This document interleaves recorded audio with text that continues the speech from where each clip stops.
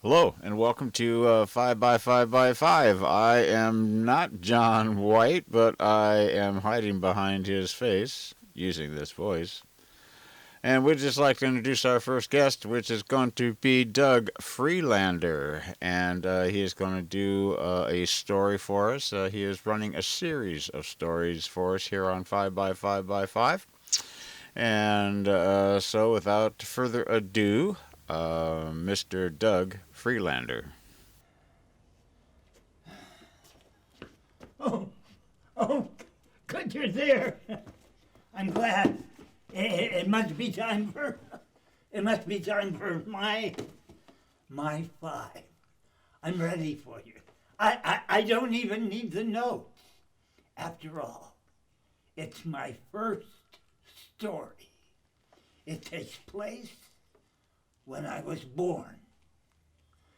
From that very minute, I knew I had to be some kind of an artist, that I would have to wake up every morning and take whatever was at hand and make it into something else. Mama used to like to regale the people who stopped to admire her golden child with the tales how from the moment I could climb out of the crib, I would run to the walls, put my hands in my diapers, and fingerprint in earth-toned colors of my own creation, in wild, pre-gay, omnipotent abandon. When I was 5, when Mama took me to kindergarten, within 2 weeks, she was called to school for her first conference. Yeah, the first of many, I must say. It seems that we were to paint our idea of heaven. Well, I had pictured myself out in a garden of poppies, naked, with the sun shining on me like on days of old in ancient Egypt. Mama was in the house smiling at me out the window, and God was up in the other corner spitting chocolate ice cream down on me. The school was disturbed. Then, when I was 10, I was taken to the Burbank Recreation Center to a ceramics class. It was a big room. There were square tables all the way around the room. And the teacher, she stood in the center.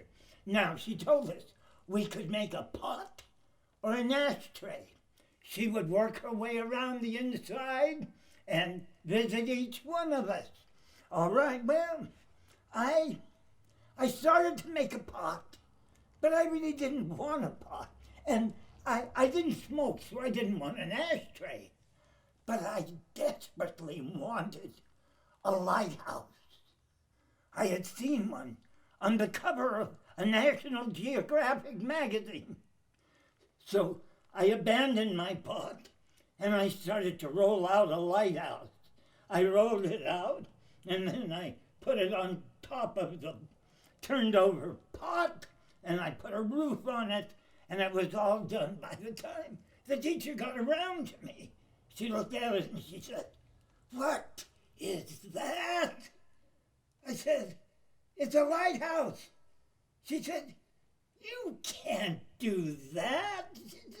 It needs to be hollow. It needs a hole all the way through it. It will blow up the kiln. You can make a pot or an ashtray. Make a pot or an ashtray and I'll come around again." And she went on to her next victim. Well, I sat for a minute or two and I didn't want to smoke and I didn't want a pot. I desperately wanted a lighthouse. I spied the door where there were some hooks, where some smocks were hanging, and some wire coat hangers. I got an idea. I went to the door. I got a wire coat hanger and I took it apart. I started to shove the hanger up through my lighthouse. I was shoving it up, but it came out the side, so I had to take it out and rub it all back together and then start all over again, but I persevered. And finally, I got it through. I got it all the way through. And then I put a new lid on the top of the lighthouse, and then I put it back on the pot, and I put a hole in the bottom of the pot, and I stuck it all together, and by the time the teacher was back again, I said to her before she could say a word, look, there's a hole all the way through it. And her face softened into a smile, and she looked at me and she said, okay, we'll try. Well, it worked. And in 2 weeks, it was fired, painted, and glazed, and Mama had put it on the corner of our built-in bathtub. And then Daddy's family came over. That afternoon, Auntie Mimi had gone into the bathroom, and she came out and she said, Bobby Boobala, there's a big schlong standing straight up on your bathtub. Mama said, oh, that's Doug's lighthouse. By the way, the school sent a letter home. The children were going to talk about their heritage. Oh, and what did they say? Well, Mama had coached me, and she had told me you're half Jewish and half, it was a new word, Gentile. I could hardly remember it, but I did remember it. And then Auntie Mimi said, Doug Boobala, so what did you tell them? I said, I felt on the spot. I said, I told them the truth. I told them that I was half Jewish and half white. Jesus, Doug, my daddy yelled. You would have thought I had dropped a bomb. Oh, well, that was a long time ago, but you know, I still have the lighthouse. But you know, now that I'm old, it's looking more and more like a song. So long. Next on our list is Jab, a trumpet player, coming to you from Ojai, and he is going to do a piece tonight based upon experiences that he's had. And we welcome Jab. Sorry you didn't get the John intro. I'm sure he loves you. Hey, everybody, 5x5x5. Thankful to be here again, recording, Steve. Yeah, actually, the second time I'd done this because Steve had a little technical glitch. So thanks to Steve. We're going to try this again, and to Brad for having us over at his place. And especially thanks to John White. Hello, John. I have no idea what you're going to say about me. Try to be nice. This is a piece that I wrote after the Thomas fires, kind of an elegy. It's called Embers. I wrote 3 movements of it, and then I was sitting at the ocean several days after completing those 3 movements, and I played this piece that just kind of came out of my horn, and I realized that should be a prelude. So this is kind of the prelude to those 3 movements. So it's kind of the calm before the storm. The other 3, and this has never been performed. I would love to do this piece live someday with the performance, with the scores visual and everything. So hope you enjoy it. Thanks again, John. Thanks again, Steve and Brad. And this is Embers, Movement 1.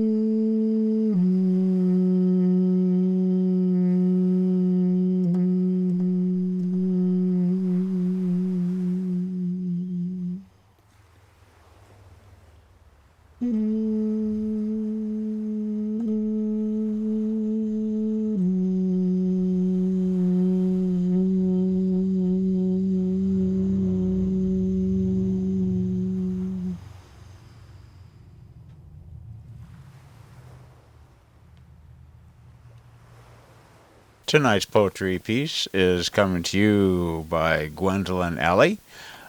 She is a teacher, a poet, a wine blogger, world traveler, and adventurer.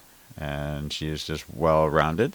And she has a young son named Reed, who is about to go off to college.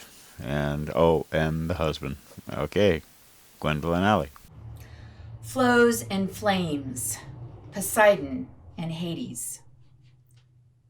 Agua, ama, apa, aqua, awa, vada, Wasser, wasser, water. Bachelard tells us ah is the water vowel. Ah is the first letter of the universal poem. Ah is the letter that stands for the repose of the soul. Language is filled with water, he says. Listen as the liquid syllables of flowing language carry off lingering moments of memory.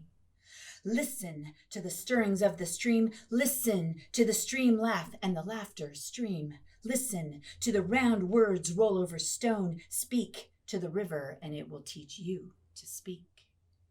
Feel whispering onto your face the beauty born of murmuring sound. Water is everywhere. Water in everything.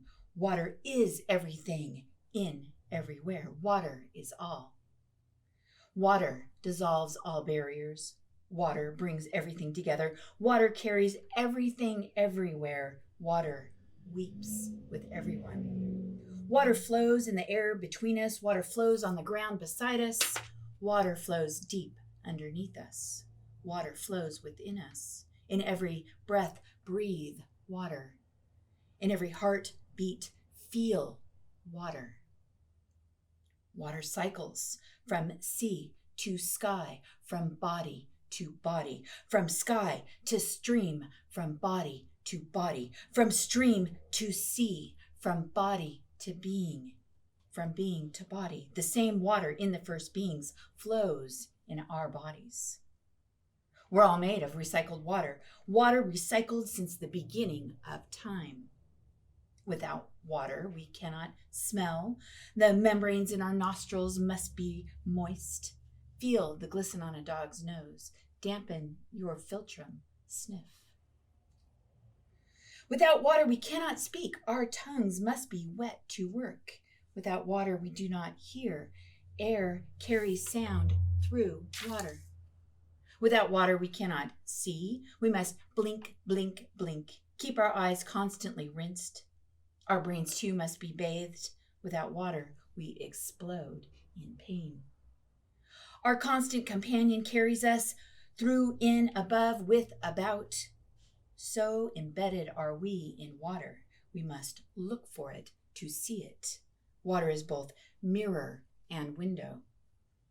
No wonder Poseidon was pleased to be crowned king of water when baby brother Zeus chose the heavens, and brother Hades, holding the short straw, received the keys to the fiery underworld. Prometheus, sky snake, grandmother spider, nanabush, coyote, Maui, they stole fire from the gods to give to us. Intimate and universal, built on purpose and on accident, with care and with carelessness, hypnotizing and primitive, worthy of worship, a living creature, a ravenous animal. Fire feeds itself. Fire embodies growth. Fire invites us to reverie. Fire powers our hearts and sky. Fire shines in paradise and burns in hell. Fire offers light in darkness. Fire links hearth and volcano. Fire voices our solitude and our grief. Fire brings death and renewal. Fire illuminates the soul where it smolders there more than in its ashes. We learn not to touch it before we learn what it is. With this gift of fire, we make civilization, we create community. On the anniversary of the Thomas Fire, conceived by doubting Thomas and Thomas Edison, born at the College of Thomas Aquinas, hillsides flesh green where they flashed orange. The man at the dog park asks, "How is it in the trailer in the rain?" His friend throws the ball to the dog and answers, "Not bad. It's the rebuilding and the being there. That's hard."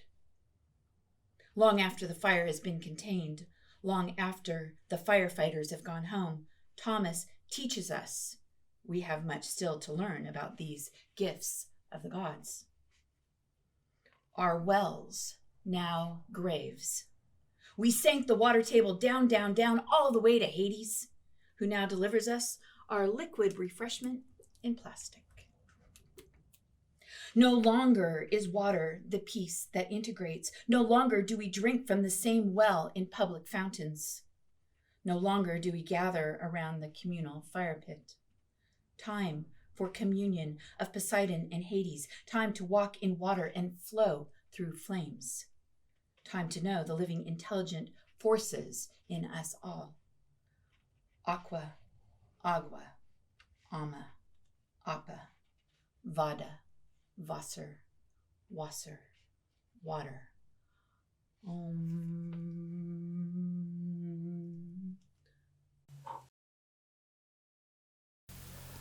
And our next performer is going to be Maria Diaz, and she is from originally Guatemala, and she is curating an art show at Art City and is a performance artist, and shall be presenting her wares for you tonight. Thank you. My name is Maria Adele Diaz. I am an artist from Guatemala, and I've been in the United States for about 20 years, which makes me now a Latinx artist. I do art because I do care about a lot of the issues that are around the world. My work talks about issues about gender, discrimination, and migration. Since I'm an immigrant artist, I do care about those topics in my work. I use my body to work on subjects that are important for me and for society. I feel like there's a lot of gender issues still to be resolved, and using my body gives me the opportunity to express myself and also kind of like have that transformation in my work. Yeah, the Equinox show is an exciting show for me. It's my first time curating a show, and it's a women's show, which my idea was to bring in Central American artists in conversation with Los Angeles and Ventura County artists.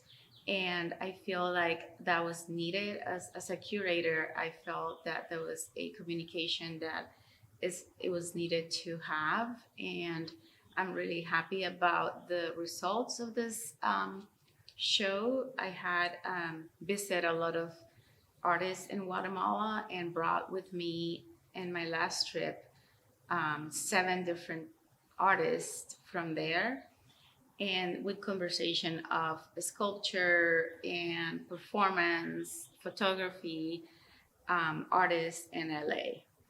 So I think the importance of the show for me is to have that window of opportunity to talk about the differences we have or the similarities we have.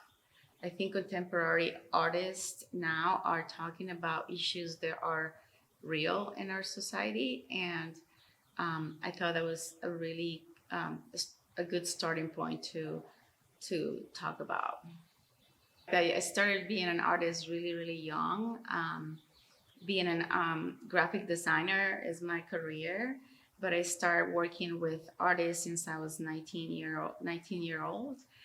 Working in a magazine, I learned how to not only communicate with artists, but also learn about their practices. And I always was interested on becoming an artist. And that's how I started my career. I've been a performance and a multidisciplinary artist, working in video and different formats since 2001.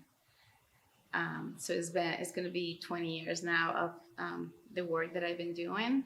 And part of this show as well of Equinox was an opportunity for me to showcase not only artists that are hidden, right, or the issues that I actually had in this society that I haven't shown my work so much in this area. And I thought it was a really important thing to talk about. As a Latinx, I work in the diaspora of between Guatemala and the U.S. And I think that conversation is really important because there is so many women that are out of museums and out of galleries. And I brought this opportunity from either well-known artists to non-well-known artists. So I think there is something eclectic about this show that tells a story about what our world has been for women. Yeah, I think having a particular voice comes from within, and how much you really care about the global issues. I feel like being an honest artist and working on your the personal issues become political issues, and from there you see a bigger range of different perspectives on the subjects that you want to talk about.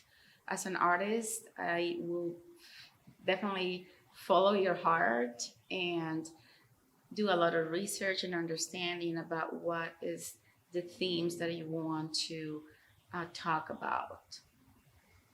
For me, art is not just a decoration. Art has to change things, and art has to, talk about all these issues that we have globally.